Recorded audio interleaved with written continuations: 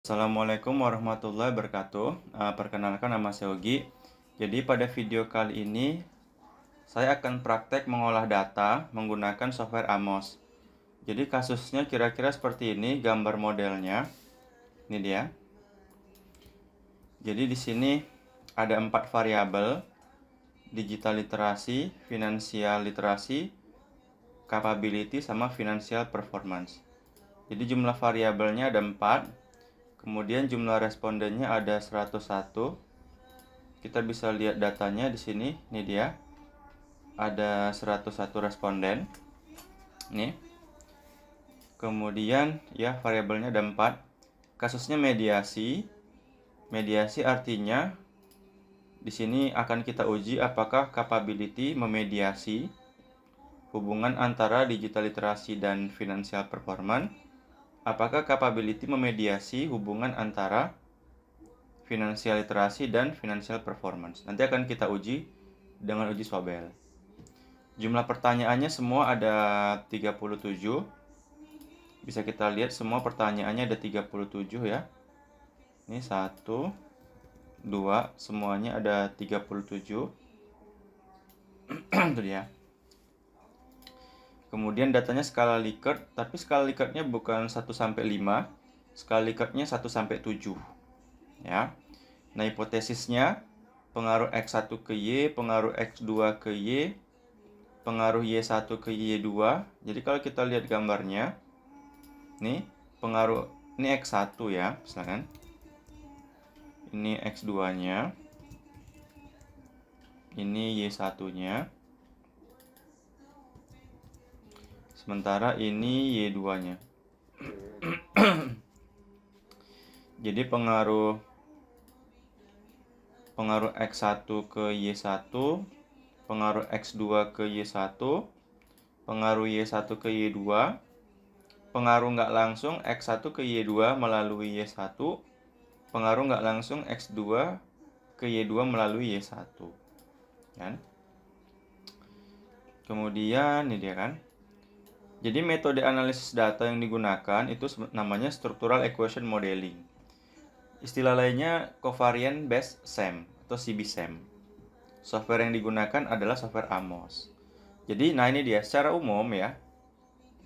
Yang akan diuji ada namanya pengujian measurement model atau outer model. Nama lainnya pengujian model pengukuran nanti dia. Jadi sebenarnya isinya itu ya uji validitas, uji reliabilitas, uji kecocokan model, goodness of fit. Jadi kalau di Amos itu nanti uji validitasnya kita melihat nilai namanya SLF, itu di atas 0,5 valid. Kemudian kita lihat nilai AV-nya, tuh dikatakan valid kalau di atas 0,5. Tuh kan? Nah, untuk uji reliabilitasnya kita melihat namanya construct reliability. Dikatakan reliable kalau di atas CR-nya 0,7. Nanti kita juga akan mencari uji kecocokan model, goodness of fit. Kita melihat nilai probability-nya, RMCA, TLI, CFI, EV. 5 aja udah cukup. Oke, kemudian barulah setelah kita lakukan uji model pengukuran, measurement model, setelah semua valid, setelah reliable, setelah modelnya fit, barulah kita pengujian hipotesis tadi. Pengujian pengaruh langsung dan pengujian pengaruh nggak langsung atau mediasi. Kadang orang menamakan namanya uji PET analisis, tapi terserah lah. yang jelas isinya itu ya uji hipotesis seperti itu. Kita juga bisa melihat nilai R-square-nya. Oke, sekarang kita coba praktekkan aja. Ya, nih ini datanya ya. Oke. Jadi untuk X1-nya ada 10 pertanyaan. X2-nya ada 10 pertanyaan.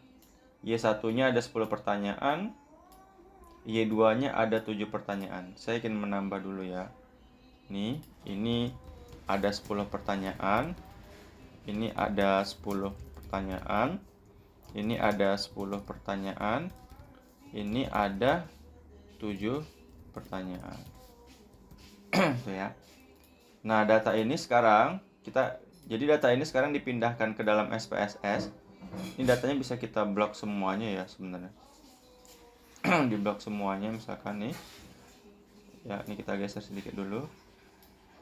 Nah, ini kita blok datanya aja, kita blok nih ya. Kemudian kita pindahkan ke dalam SPSS-nya. Inilah dia. Nih. Jadi datanya sudah dipindahin dalam SPSS, seperti ini datanya. Tuh. Untuk memberi namanya di bagian variable view. Nih, udah. Nah, selanjutnya data di SPSS ini kita akan baca ke dalam Amos.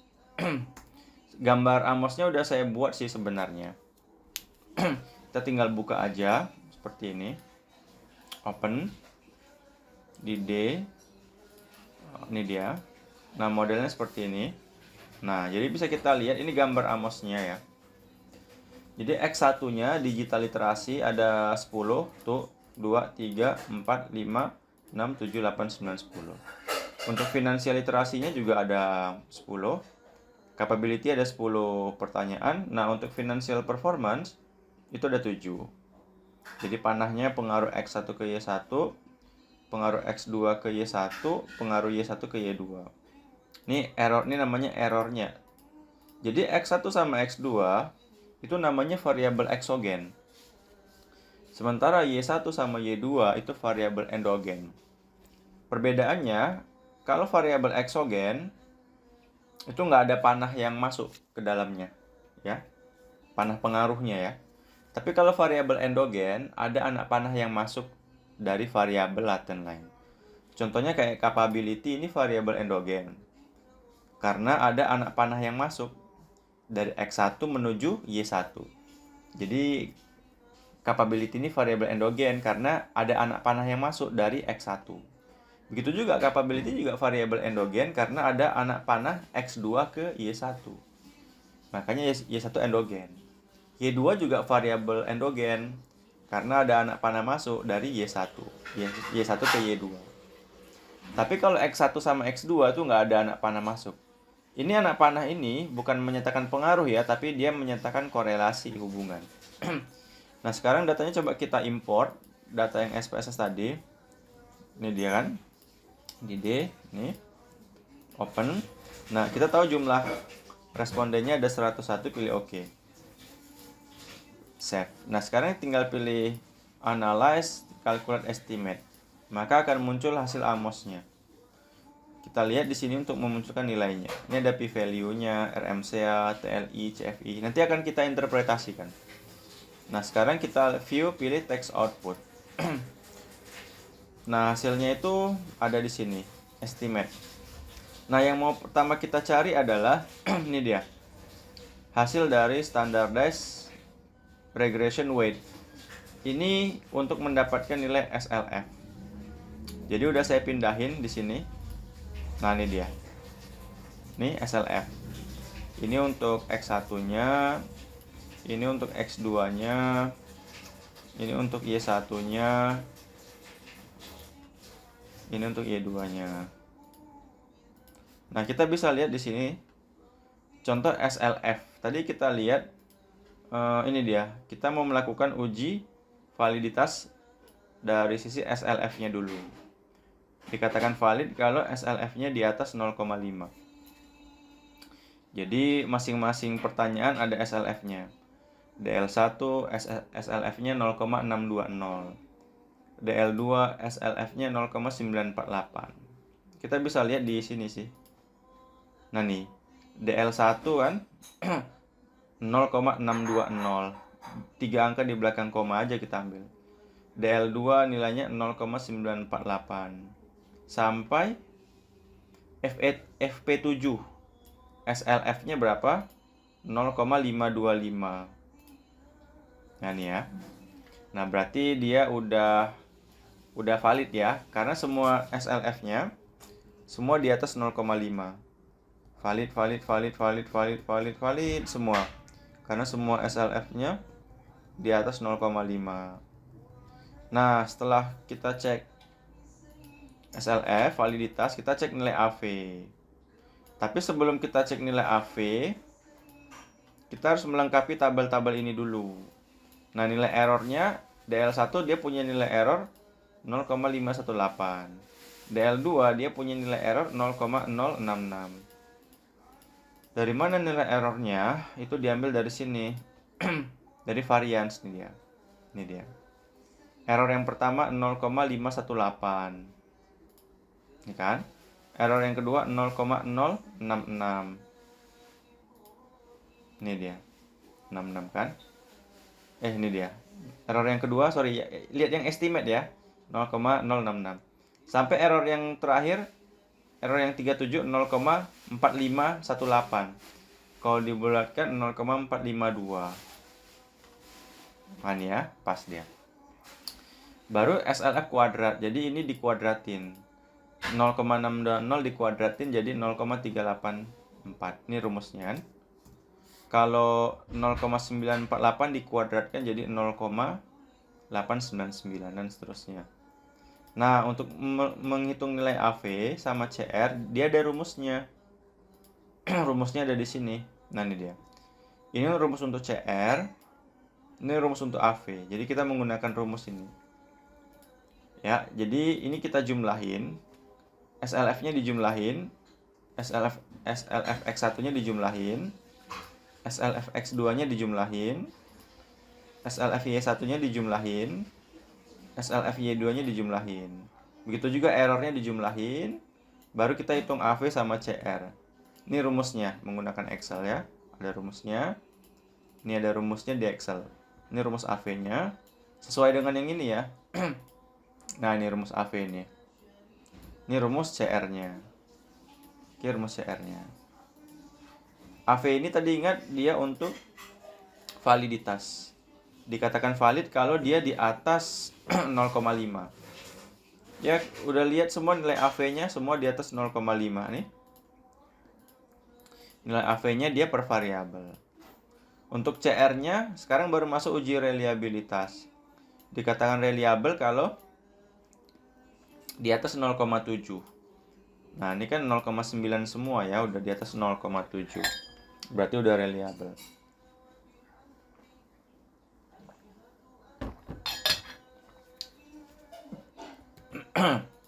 Dah. Sekarang kita coba interpretasi dulu. Saya copy ini dulu. Untuk keperluan bab 4-nya. Ini kan, kita mulai dari sini. Nah, kita isi tabel di sini. Nah, kan terisi jadinya untuk bab 4-nya. Tuh kan? Jadi kita coba interpretasi. Jumlah indikator dari X1, saya gunakan X1 sebanyak 10. Seluruh nilai SLF masing-masing di atas 0,5, berarti udah valid tadi ya. Untuk X2-nya juga indikatornya ada 10, udah valid ya. Untuk Y1-nya juga ada 10. Tapi untuk Y2-nya ada 7. Oke. Nah ya. Kemudian kita lanjut uji validitas berdasarkan AV dan uji reliabilitas berdasarkan CR. Tabelnya kita ambil yang semua ini aja sih. Nah, nih. Kita pindahin di sini.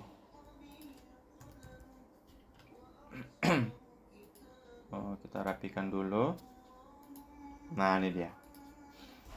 Jadi di sini kita cukup lihat nilai AV sama CR-nya aja. Untuk AV tadi validitas harus di atas 0,5 ya. Nih. Untuk reliabilitas CR harus di atas 0,7. Ya udah lolos semua nih di atas 0,5 AV-nya. CR-nya di atas 0,7. Nih.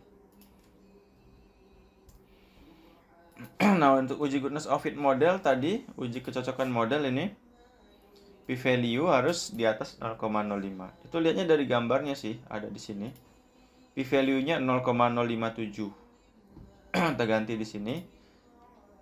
0,057. Kan udah di atas 0,05, berarti dia ya. RMCA-nya berapa? RMCA-nya 0,030. Di bawah 0,1 ya udah fit. TLI-nya berapa? 0,986. CFI-EV-nya 0,987. Ini 0,986.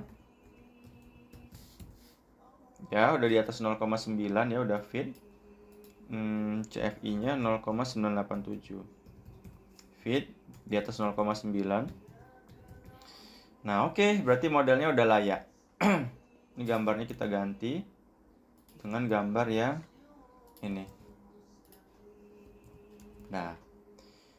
Nah, kita udah melakukan tahapan pengujian outer model, pengujian measurement model, pengujian model pengukuran. Itu kita udah menguji validitas, reliabilitas, sama kecocokan modelnya. Barulah sekarang kita melakukan pengujian hipotesis. Hipotesis pengaruh langsung, pengaruh mediasi, dan seterusnya. Itu kita ambil dari yang mana? Tabelnya itu diambil dari yang ini. Nah nih, tabel regression weight. Itu udah saya ambil tabelnya dari sini. Nah ini dia. Tinggal kita copy. Ya. Kita bisa buat tabel sendiri sih sebenarnya. Tabel sendiri. Udah nggak apa, tabel ini juga nggak apa-apa sih. Tabel bawaannya aja ya. Ini kita pindahkan ke sini. Nah ini dia. Nih kita ganti ya. Oke.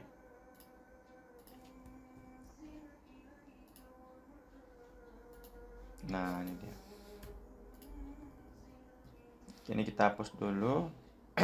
Diketahui bukan kurikulum X1 berpengaruh positif terhadap Y1-nya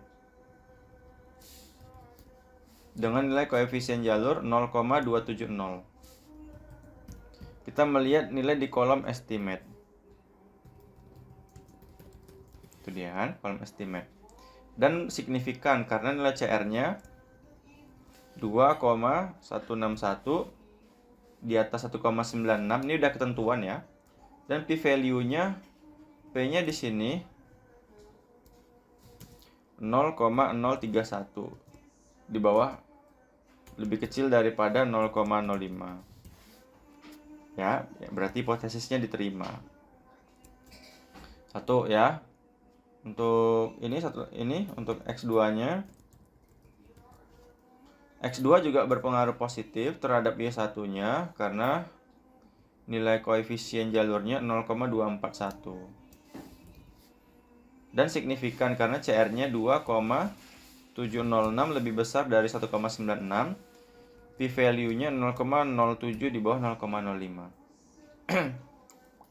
Nah, kemudian kok bold ya. Nah, kemudian Y1-nya. Diketahui Y1 berpengaruh positif terhadap Y2-nya. Dengan nilai koefisien jalur, berapa nilainya? 0,508. Dan signifikan dengan CR 6,310. P-value-nya kan di bintang nih. Bintang itu artinya dia sudah lebih kecil daripada 0,001, yang berarti dia kecil dari 0,05. Berarti hipotesisnya diterima. Oke, dapat. Kemudian kita buat aja di sini tabel selanjutnya, R-square sih. Oh ya, udah ada. Tabel 4.5. Koefisien determinasi atau R-square. Itu kalau di Amos kita ambilnya di sini. Nah, ini dia. Square multiple correlation. Itu kita ambil di sini ya. Udah saya ambil sih. Nah, ini dia. Kita ambil Y1 sama Y2. Jadi R square itu untuk variabel endogennya. Nah, ini dia. Oke. Diketahui nilai koefisien determinasi R square dari Y1 0,131, yang berarti X1 dan X2 mampu mempengaruhi Y1 sebesar 13,1%. Itu kan? Nah, lanjut lagi untuk Y2-nya. Y2 0,312 kan, yang berarti Y1 kok X3 mampu mempengaruhi Y2 sebesar 31,2%. Ini X2 ya. Baru pengujian mediasi. Selanjutnya akan dilakukan pengujian mediasi, yakni menguji Y1 dalam memediasi hubungan antara X1 X2 terhadap Y2-nya. Jadi kita mau buat di sini gambar 4 titik berapa ya? 42 ya. Mediasi. Uji apa ya? Pengujian mediasi. Itu Y1 memediasi hubungan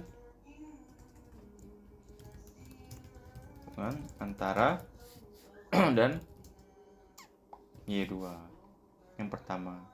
Ini menggunakan uji Sobel namanya. Oke ya. Gambar 43 di bawahnya. Oke, mediasi ini Y2-nya. Nah, untuk melakukan uji Sobel, kita menggunakan kalkulator uji Sobel ya. Kita aktifkan dulu kalkulator uji Sobelnya. Dia harus pakai internet. Kita hidupin dulu internetnya. Kita hitung secara online.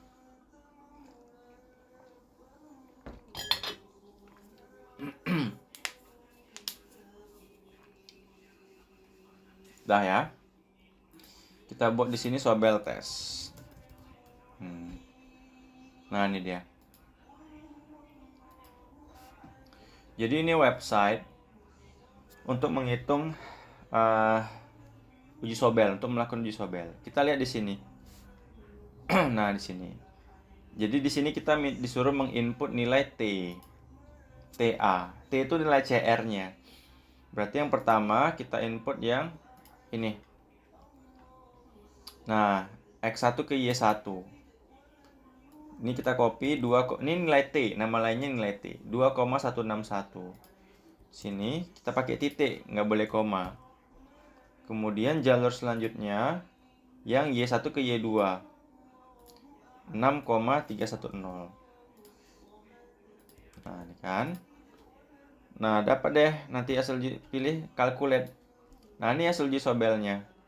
Tinggal kita copy. Ini udah saya cari sih di sini. Nah, ini dia. Tinggal kita pindahin ya. Pindahin untuk ini. Nah, ini dia. Kita pindahin di sini. Kan? Jadi kita buat berdasarkan hasil uji Sobel pada gambar 42 diketahui nilai Z Sobel 2,044 nih Sobel tesnya, lebih besar dari 1,96, dan p-value 0,0409 di bawah 0,05, maka disimpulkan Y1 signifikan memediasi hubungan antara X1 dan Y2. Jadi kesimpulannya hipotesis mediasi diterima. Nah, sekarang satu lagi itu kita ambil yang X2 ke Y1 nilai CR-nya.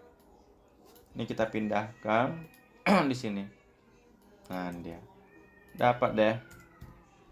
Calculate. Nah, ini dia. Ini udah saya hitung di sini, ini dia. Kita pindahkan di sini, di bawah sini ya. Nah, nih. Tinggal kita copy, pindahin. Diketahui ini internetnya kita matiin aja, udah selesai. Jadi nggak pakai lagi uji Sobelnya. Diketahui nilai Z Sobelnya 2,044. 4869. Di atas 1,96. P-value-nya 0,01288. Jadi kesimpulannya Y1 signifikan mediasi hubungan antara X2 dan Y2. Nah, selesai deh. Seperti ini dia. Tinggal kita ganti aja. X1-nya kita ganti dengan X1 namanya digital literasi. Ini X1-nya. Oh, ini lampirannya udah selesai, nggak ada. X1-nya dah, kemudian X2-nya finansial literasi.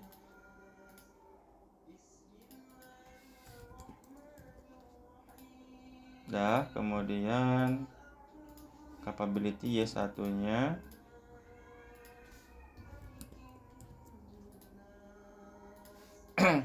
Kemudian Y2-nya financial performance. Oke, selesai, udah terganti semuanya. Mohon maaf atas segala kurangan. Assalamualaikum warahmatullahi wabarakatuh.